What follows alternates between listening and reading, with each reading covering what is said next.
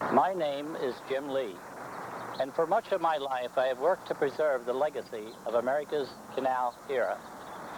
Just as I have devoted my energies to preserving the heritage of the Morris Canal, so has the staff of the Canal Museum in Easton.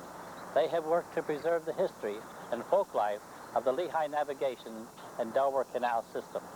The story of the Lehigh Navigation and Delaware Canal system began with the discovery of vast deposits of anthracite coal in northeastern Pennsylvania. This was an abundant source of energy, if only a reliable transportation system were available.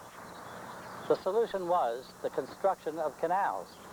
The completion of the linked Lehigh Navigation-Delaware Canal system helped to spark an industrial revolution. A unique lifestyle evolved among canal workers, whose daily lives were defined by travels up and down the canal. Railroads were built, and steam trains were faster and more efficient. Unlike the canals, which were frozen in the winter, railroads could operate all year. Each year, fewer and fewer boats passed through America's canals.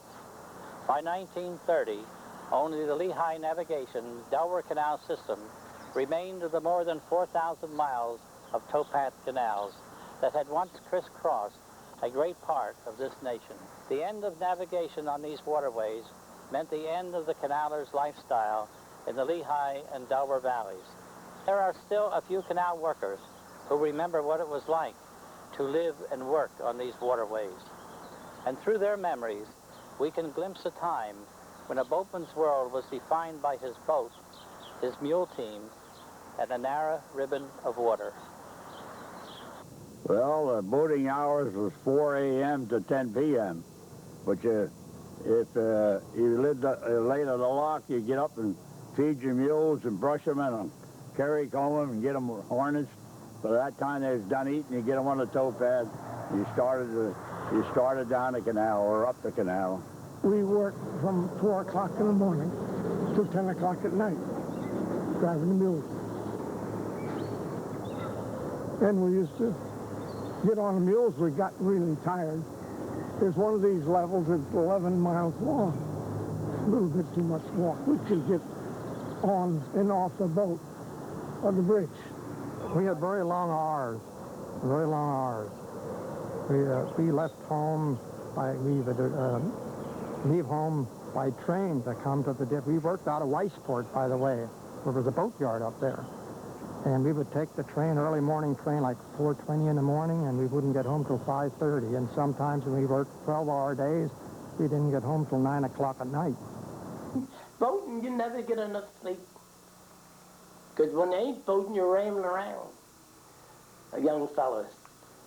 The only ones got to sleep are the old captains like that. But the young fellas, you know, 18, 19, they want to have fun. Getting up in the morning when I was young to get train at 5:20 was one of the toughest things. A day's work I enjoyed doing whatever I had to do on the canal. I did a varied amount of jobs, too. I started out actually on a dredge boat in 1926. And I guess it was puppy love, you know what I mean? And that was a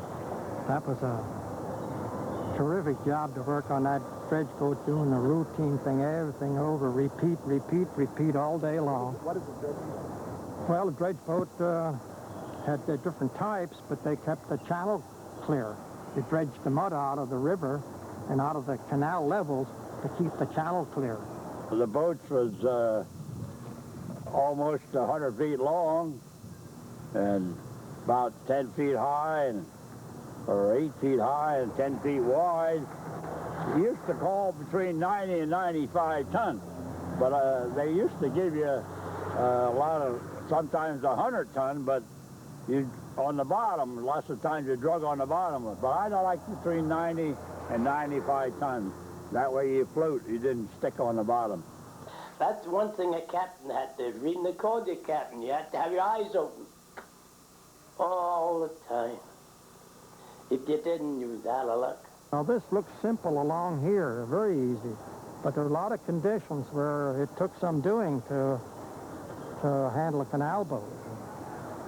here, just north of here again, between Lock 46 and Guard Lock 8, they had to switch sides from, well, here it's north and south side, from one side of the river to the other side, and that took some boating to do that, because they had to take a flying start and drift the boat across the river, which was maybe 150 to 200 yards wide, and get their mules swung across the change bridge and pick up the tow line again on the opposite side and keep on moving.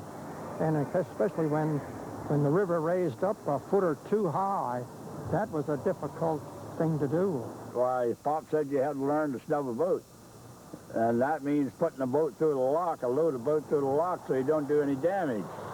So we was up there at the north end of the paymaster's lock, and he said, you got to snub this boat today. And there was a lot of people there, and I was very nervous, but I made the thing out all right. I got along good. I didn't do no damage or nothing. It's like stopping the car. You can't stop a car, just push it down. You got to do it gradually. And that's the way it is with a boat. Because the lines won't take it.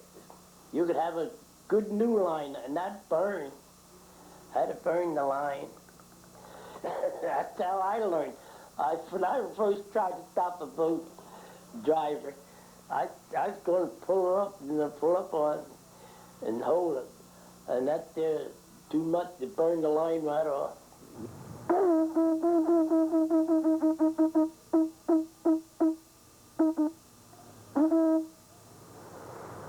Howard, what were you blowing? How'd you use it in the canal? I blowing a shell for the lock thunder to get the lock ready for a load boat or the light boat. Did everybody blow the conch shell? No, Pop couldn't blow the conch shell, so he used the fish horn. The deeper the lock, the longer it took. Now, a small lock, where it was only maybe 2 or 3 foot water, didn't take long. And not only that, but a lot of lock tenders we liked, we would even help them. A lot of them wouldn't want you to, but a lot of them would. Maybe they would open one side, we'd crank the other side for them and have our line on the mule and say, go ahead, Dan, get up. And by that time we got the gate open, why, the boat would be going out of the lock. That saved him a lot of work. When you come up to a lock, you blow the shell for the lock thunder to get the lock ready. If you had a light boat, you leave the water out of the lock, open the lower gates, and you pull the boat in, you snub the boat into the lock. The lock thunder would close the lower gates and open the wickets and the upper gates, and when it got up level with the river or canal, he'd open the upper gates and you'd hook the tow line on the mules and out you'd go. A loaded boat would be coming down in this direction, and when an empty boat, similar to what you see up there, would be coming up, they had to pass. So there was a routine here on the Lehigh Canal as to which regulation, which way they had to pass. There was no other choice. The loaded boat would go down on that side of the channel, and drop his line, and the mule pulling, the mules would stop, and his line would drop and sink down to the bottom. The wet line was wet, it would sink down. And then the light boat coming up, the empty boat coming up, would come over here toward the tow path, because he was just drawing maybe about 8 to 10 inches of water, 12 inches at the most, and he could take it passage, he could make the passage where it was shallow, see? And then he would continue pulling over top of the dropped line, and as once the boats passed one another, they were free and clear to go their own way again. Take care of the mules. That was the main thing of boating. Take care of the mules. Because the boat wouldn't go